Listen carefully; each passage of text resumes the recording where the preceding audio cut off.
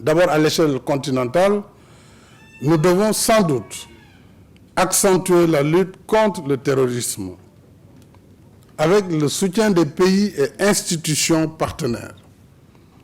La menace terroriste est une menace globale. Il faut donc une réponse globale, comme ce fut le cas en Irak, en Afghanistan. C'est des coalitions mondiales. Vous aviez les États-Unis, l'OTAN, tous les pays se sont ligués, ont mis leurs moyens en commun pour aller combattre ISIS en Irak, avant de le vaincre. Pour aller combattre en Afghanistan, il y a eu moins de succès, mais enfin, ils étaient ensemble.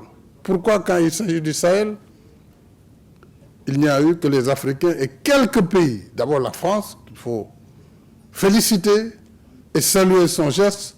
Nous rappelons encore en 2013, lorsque les colonnes djihadistes ont envahi le Mali, jusqu'à Sévaré, il a fallu une prompte intervention de la France à travers l'opération Serval. Ça a sauvé le Mali.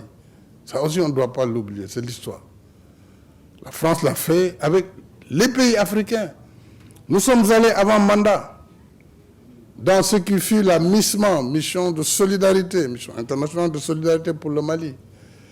Et je me rappelle, je donnais le drapeau à nos soldats qui ont fait par la route de Dakar à Kidal, par la route, pour venir en appui à nos frères maliens.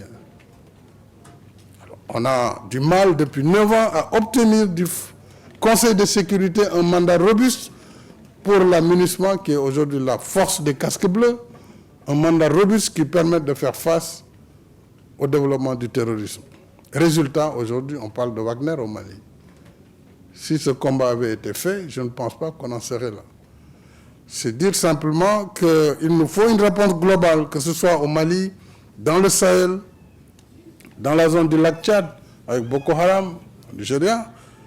Il faut que l'Afrique, certes, participe par ses troupes, mais qu'il obtienne le financement de la communauté internationale. Et le Conseil de sécurité, c'est son rôle, il doit assurer ce financement. Puisque si l'Afrique n'est pas en sécurité avec le terrorisme, ni l'Europe, ni l'Amérique, ni personne ne sera en sécurité avec le terrorisme. Alors, il nous faut également, au niveau continental, apaiser les antagonismes qui dispersent nos efforts et nous retardent sur le chemin du développement. Trop d'antagonisme entre pays africains. Il nous faut faire taire les armes sur le continent en construisant une culture de la paix, une culture de dialogue et de concertation par le règlement des différends. Il nous faut améliorer la gouvernance politique et économique. Loin de moi de penser que les problèmes de gouvernance publique sont une exclusivité africaine, là aussi. Moi, je ne fais pas partie de ceux qui font de l'autoflagellation à longueur de journée. C'est vrai, il y a des problèmes de gouvernance, ce n'est pas l'apanage des seuls Africains. Mais nous avons notre part. Et nous devons traiter ces sujets de manière convenable. Il nous faut soutenir la lutte contre les violences faites aux femmes et aux filles sur le continent et encourager davantage la promotion de la condition féminine, y compris par l'autonomisation économique des femmes.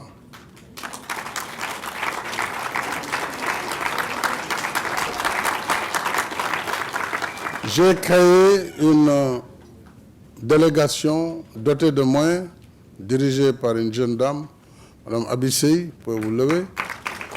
C'est la délégation à l'entrepreneuriat rapide. Entrepreneuriat rapide, je le dis toujours, n'oubliez pas le dernier rapide. Il faut agir et ne pas faire de la bureaucratie pour les femmes et les jeunes. Alors c'est une banque en fait pour les jeunes et les femmes, avec un guichet principal, autonomisation des femmes. Parce que les femmes en milieu rural en particulier, en milieu périurbain, en milieu pauvre, ont besoin de financement, pas de gros montants nécessairement, mais de facilité dans la mobilisation. Et donc, une femme qui est indépendante, plan économique, évidemment renvoie à une indépendance de la famille et de la société. nous faut, enfin, sans être exhaustif sur cette première approche, œuvrer pour une meilleure prise en charge des problèmes des jeunes. Éducation, formation, employabilité, emploi aussi et activités génératrices de revenus.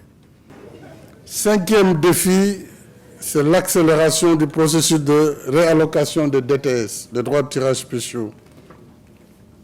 Il y a eu en août 2021 l'émission historique de 650 milliards de droits de tirage du Fonds monétaire international sur lesquels l'Afrique, je vous l'ai dit, a reçu son quota, 33 milliards.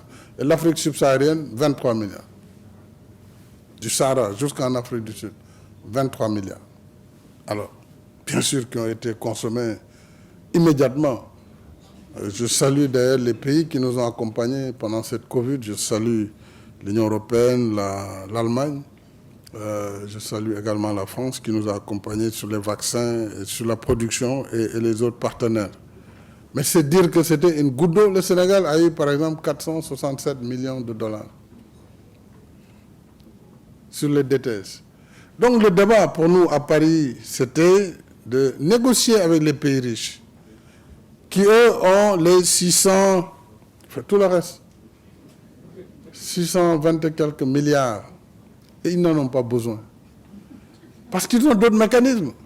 Ils ont des mécanismes qui leur permettent de contenir la crise. Les États-Unis ont dégagé près de 2000 milliards de dollars. Plus de 2000 milliards. Parce qu'ils ont les mécanismes, ils peuvent le faire. L'Union européenne a mis un plan de plus de 750 milliards d'euros.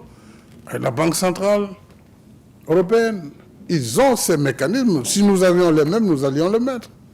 Nous n'avons pas ces mécanismes. Nous ne pouvons pas utiliser la planche à billets, nous ne pouvons pas nous endetter de façon inconsidérée. Et résultat, la croissance qui était au-dessus de 6-7%, elle a chuté, parfois à moins de 0%.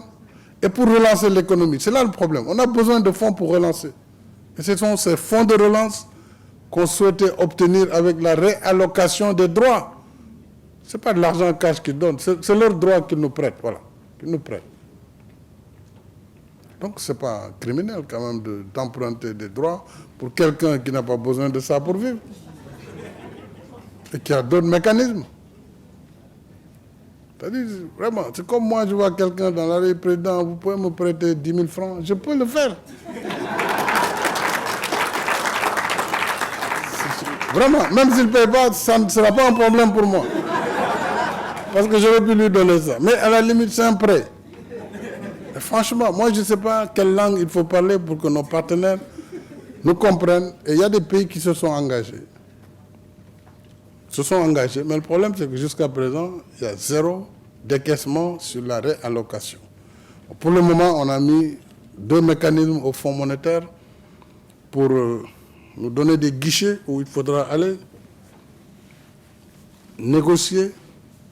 Là, vous savez, les guichets, quand on dit le fonds et les guichets, c'est tout de suite les conditions. À condition, et là, vous aurez la liste des conditionnalités. Et donc, c'est ça le problème. Vraiment, nous en rions, mais c'est très sérieux. C'est très sérieux. Puisque la pandémie a complètement détruit le système économique. La guerre en Ukraine est venue la déstabiliser durablement. Et toute cette jeunesse, comment prendre en charge ces préoccupations si les pays qui avaient des ressources qui viennent du tourisme, qui venaient de certains secteurs qui sont aujourd'hui complètement par terre? Qu'est-ce qu'il faut faire? Il faut accéder à des ressources. Donc c'était là un des objectifs du sommet de Paris, je vous l'ai dit, du mois de mai 2021, sur le financement des économies africaines. Nous continuons à croire que nous pourrons mobiliser, en tout cas des ressources, et nous travaillons avec quelques chefs d'État, quand même engagés sur la cause, comme Emmanuel Macron. J'espère que nous pourrons obtenir, avant la fin de l'été, vraiment le décaissement d'un certain montant sur les droits à rétrocéder. Alors, on a l'impact de la crise ukrainienne, puisqu'il se trouve que ces 2 pays, la Russie et l'Ukraine, sont les principaux producteurs de céréales, enfin de blé tout au moins, de gros producteurs de pétrole et de gaz. Et le fait que, bien sûr, nous condamnons l'intervention russe en Ukraine, je l'ai dit, nous sommes pour le respect de la souveraineté de l'Ukraine, mais il faut aller au-delà de cette condamnation. Il faut arrêter cette guerre.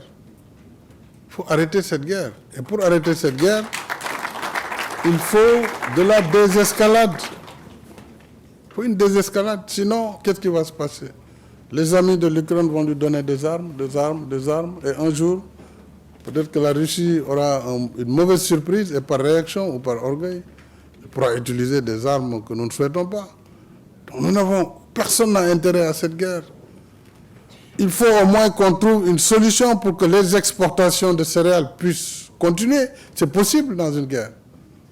À Mariupol, quand on a voulu évacuer des civils entre hier et aujourd'hui, on a pu le faire. Les céréales sont dans d'autres zones. On peut organiser l'exportation vers les pays qui en ont besoin. Et comme me disait également le président Macron, on peut aussi, vis-à-vis des pays qui ont des stocks de sécurité et des réserves, qu'ils lâchent ces réserves pour que le marché soit régulé. Mais on ne peut pas laisser la spéculation être maîtresse du monde et entraîner la misère dans des pays en développement. Le 6e enjeu, c'est la justice climatique. Vous savez, l'Afrique est partie prenante entièrement de l'accord de Paris sur le climat, sur la protection du climat, sur la lutte contre le réchauffement. Et si je prends l'exemple de mon pays, le Sénégal, nous avons fait l'effort d'être aujourd'hui à 31% d'énergie renouvelable. 31%. C'est énorme. Par le solaire, par l'éolienne et par l'hydroélectricité. Évidemment, nous voulons que le gaz que nous avons découvert récemment et qui sera mis en exploitation à partir de l'année prochaine puisse prendre le relais sur ce qui reste, ce qui nous donnerait presque 100% d'énergie propre. Et c'est pourquoi, pour nous, l'enjeu, c'est de parvenir à une transition énergétique juste et équitable. C'est pourquoi, lors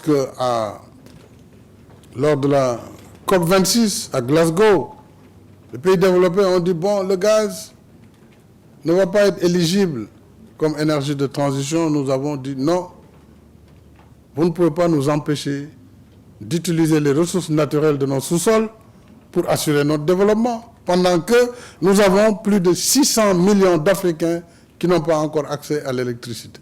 600 millions. Alors cela, si vous leur parlez de transition énergétique, on dit de quoi ils parlent. Ils n'ont pas accès à la lumière. Et il faut leur donner l'électricité. Nous pensons que vraiment, il y a des efforts à faire.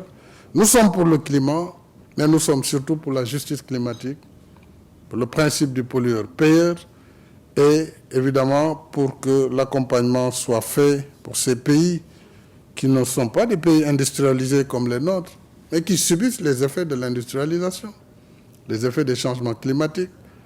Et c'est pourquoi nous avons aussi besoin de nous industrialiser, puisque nous avons besoin de produire chez nous. Nous avons besoin de donner des emplois à notre jeunesse. Donc la question de la transition énergétique est une question essentielle sur laquelle votre génération doit pouvoir travailler la main dans la main. Et voilà, de façon assez sommaire, puisque les problèmes sont tellement nombreux, nos enjeux et priorités. Évidemment, on ne pourra pas les résoudre en une seule fois. Il faudra continuer le travail de façon résolue, tant au plan interne, nous devons démultiplier avec vigueur et diligence nos efforts internes de développement, en travaillant vite et mieux, et en étant conscient que l'aide ne développe pas un pays, j'en suis convaincu. Bien sûr, on a toujours besoin d'aide dans des secteurs comme la santé, l'éducation, et que personne ne fera à notre place ce que nous ne sommes pas disposés à faire par nous et pour nous-mêmes. Et ça s'adresse aux Africains. C'est à nous d'abord de faire les efforts qu'il faut pour nous développer. Ce n'est pas en critiquant à longueur d'année sur les réseaux sociaux vos pays, vos dirigeants, que vous allez apporter une contribution. Je ne m'adresse pas à vous, vous êtes une jeunesse vraiment consciente et engagée pour le développement de l'Afrique, mais quand je dis le on, c'est impersonnel.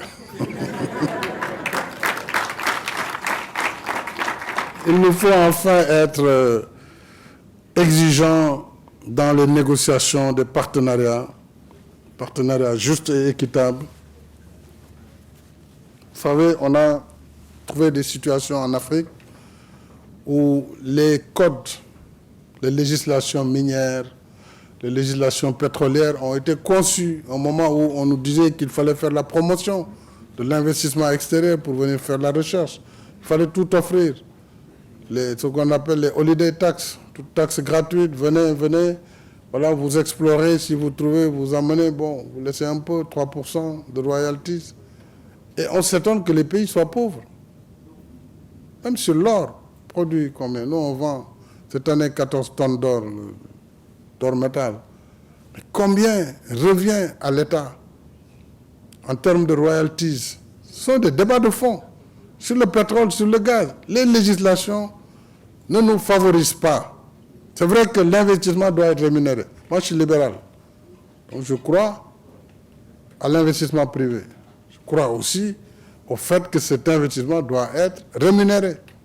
Mais il faut aussi que les pays qui sont propriétaires des ressources gagnent un peu pour qu'ils investissent dans leur jeunesse, dans l'éducation, dans la santé, dans le développement.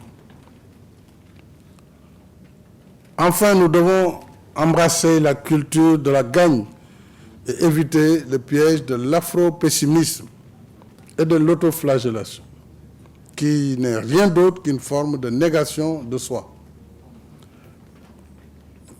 Vos parcours individuels qui vous valent d'être lauréate et lauréat de la French African Foundation montrent clairement qu'on ne peut rien réaliser sans détermination et confiance en soi. Ce qui est valable à l'échelle des individus l'est aussi à l'échelle des nations. Je vous remercie, je sais qu'il fait tard et il faut quand même bon appétit.